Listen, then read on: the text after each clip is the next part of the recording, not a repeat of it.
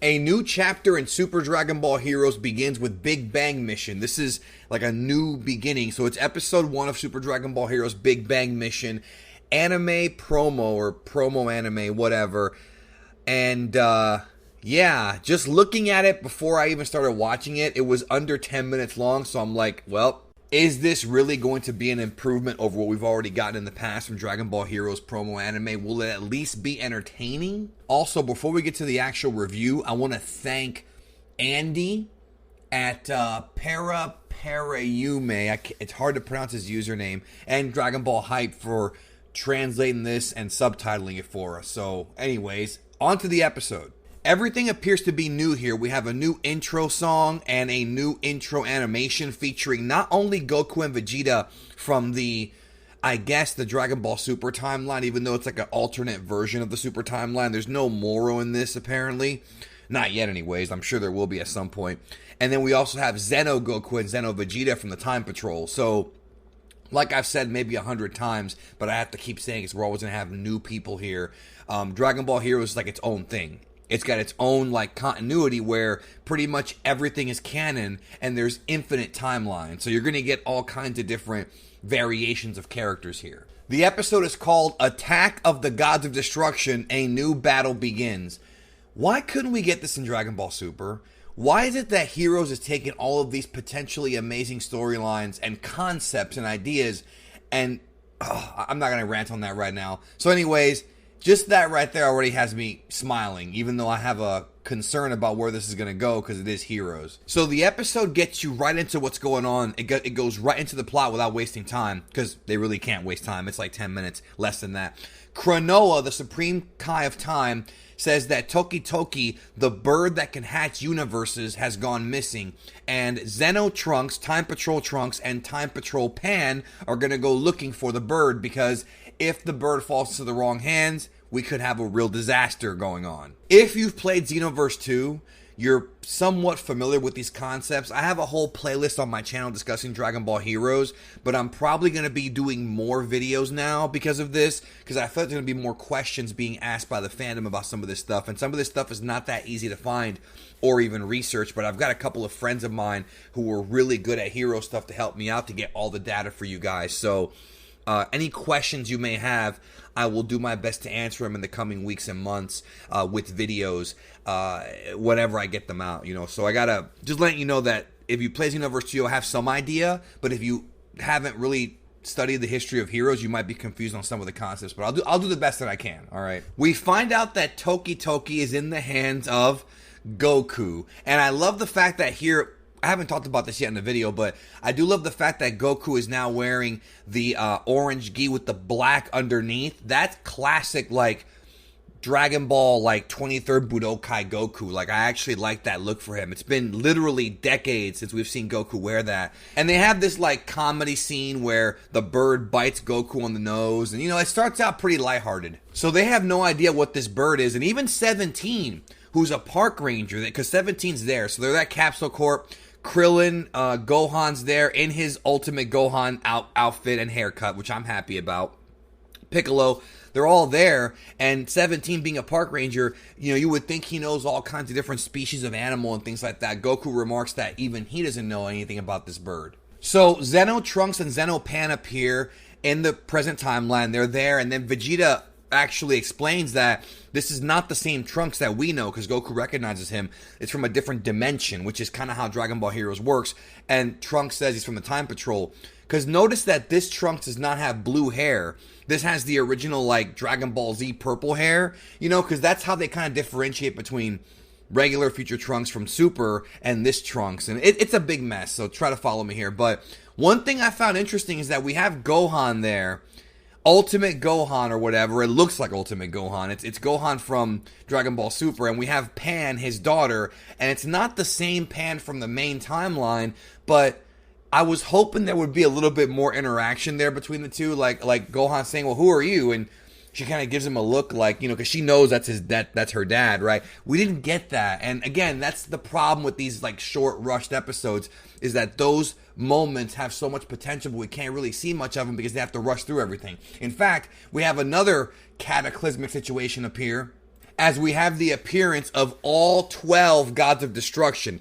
All 12 of them. Beerus, Champa, and all the other ones from the 12 universes. And this scene of them appearing is freaking awesome. Like, they have this creepy music and they all appear with Beerus in front. And I'm like, oh no. Oh god, the potential for this to be a great storyline. Oh, they're gonna screw it up, aren't they? Okay, anyways. So Beerus sticks his hand down. He's like, Hakai. And I'm like, okay, someone's about to die. And then Toki flaps his wings and dissipates the freaking Hakai. It disappears. How strong is this bird to be able to nullify the Hakai? We've never seen that before. So Beerus explains that according to his prediction, which sounds like it's more so a prediction from the Oracle Fish, not so much from Beerus, a weird bird will appear and destroy Universe 7. That's what he says to Goku. Now, keep in mind, he says a weird bird. I'm already thinking in the back of my head that it's not Toki and that he thinks it is Toki. There's probably another bird. In fact, if you remember the original poster for this arc, I think there is another bird on there. So this could be a situation where the gods of destruction are confused, thinking that Toki is this bird that's going to destroy the universes, but it's actually another bird. Again, that's more so my prediction, not something that's actually stated in this episode. Trunks even tells them that they're wrong because this bird actually saved the different dimensions. Obviously, we're talking about the other heroes' stories, you know, the ones where they fight the demon realm and whatnot. Toki's very important there. So Trunks is telling Beerus, like, no, like, you've got the wrong bird. You know, this is not, it can't be this bird, is what Trunks is saying. So Katella, the trash-talking mouse from Universe 4, gets really irritated because he feels like the gods of destruction are being disrespected by the Earthlings. So you have this awesome, scary scene of the 12 gods of destruction powering up their Hakais, and it's like, oh man, like, just beating one of these guys is a pain in the ass. Beating 12 of them, yeah, this could be a problem, you know what I'm saying? Man, this is the potential here, right? Beerus tells them all to power down because it's Universe 7 and it's his responsibility, which to me is interesting because that's a little bit uncharacteristic of Beerus. Beerus has always been this kind of lazy guy who doesn't really care and whatnot. He just doesn't really want to do this kind of stuff. He's just kind of lazy. But in this case, I guess because the universe is at stake, he actually does care. But I was surprised that he would be so quick to jump at this, you know, and to say, no, I'll handle it, which is kind of cool, actually. So everyone wants to fight. Gohan, Trunks, they all want to fight. Goku and Vegeta powers up to blue. And then Goku even says, you know, the last time we met the last time we fought was the first time we met, not including training fights. So they're even telling us, like, this is the Goku and Beerus rematch, which is a damn shame because I wanted it to be in Dragon Ball Super first, but whatever. I mean, what can you do? So Goku powers up and comes in to hit Beerus with the right hand, and it fades out. So we're not getting the fight in this episode. What a tease. But we have an extra scene at the end. And the extra scene is of course, the mastermind behind everything, presumably, Few. And he says, now we're going to begin, or he remarks about beginning a new experiment. So, what do you want me to tell you? But they show this, like, creepy looking tree. And it's like, it's not the tree of Maya. This doesn't look like the tree of Maya. I don't think it is. And it's got this sort of creepy, like, heartbeat going on, like, with these quasars around it. Very creepy, but very cool looking. Like, I like the art here.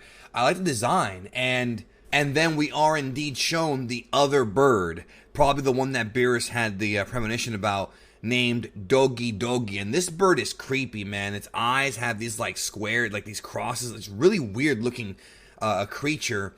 Probably not a benevolent being, but Few talks about how, oh, this is the bird you're looking for. AKA, this is the bird that Beerus is probably wanting to get after. What the hell's going on, yo? You know, what is going on here? And I say that in a positive way. And that's where the episode ends. So, I gotta be honest, look, this storyline is interesting.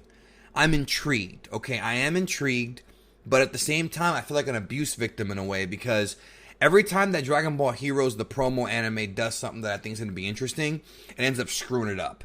And because of that, I'm very cautious about whether or not I'm going to actually get invested in this. I'm probably not going to invest too much into this, only because I want to wait and see how the quality of the episodes are. I want to wait and see if this is actually going to be better than the previous incarnations of Dragon Ball Heroes promo anime, because it's just not very good. But this, however, is interesting to me, and the ideas and the concepts here, much like with all of Dragon Ball Heroes and the lore, you know, me being a guy who loves lore, I'm in when it comes to that. I just think the execution is probably going to end up being garbage. But so far, this episode is a very interesting start to this new arc, to this new series, Dragon Ball Heroes Big Bang Mission. I am interested. I will keep watching these. Well, I'm going to keep watching them anyways, because I cover them here on Geekdom 101. But either way, I'm still going to watch, and hopefully this will actually turn out to be pretty good, or at least decent, at least watchable. But this episode was fun. So far, so good. Let's see where this goes from here, because I don't trust them. Anyways, let me know what you think about Dragon Ball Heroes Big Bang Mission Episode 1. We'll talk soon. Thanks for watching.